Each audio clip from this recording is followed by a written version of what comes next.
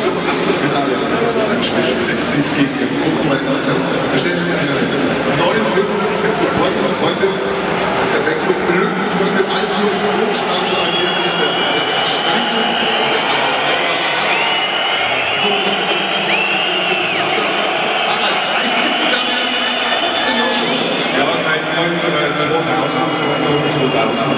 Also 2000 ist am 15 glaube ich. Aber du bist ja eigentlich schon früh für lecker Löwen-Fan, oder?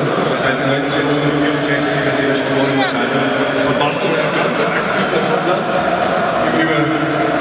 Man muss sagen, 10 Jahre, 20 Jahre insgesamt ganz früh in Walter Schneider. So war noch nie Sirene, das ist verboten worden. Das war so Zeit.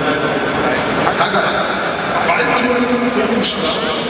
Dann liegt es wichtig, das ist Oberpfalz, oder? Das ist in der tiefsten Oberpfalz, kurz vor der Tschechoslowakei, Grenzbeton Weinhaus, das ist ein Begriff, Stadt Wein in der Oberpfalz mitten. Ihr seid ja mit dem Fußball, oder? Immer mit dem Bus da, ja, 200 Kilometer hierher.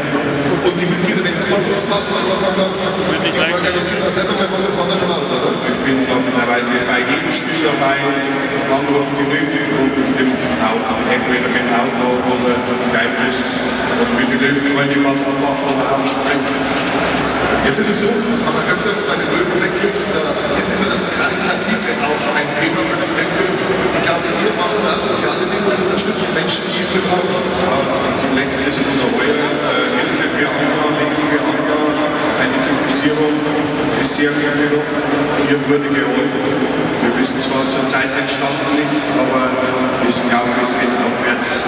Wir unterstützen auch Jugendmannschaften, das war ein Tag 1816 Meter sehr einfach und organisieren Aufbau für Jugendmannschaften nach München, dass wir unsere Jugend wieder auffrischen und kleine Fans hier bringen in Stein und die Boden auch noch mal irgendwann übernehmen. Ach, das ist mein Stichwort.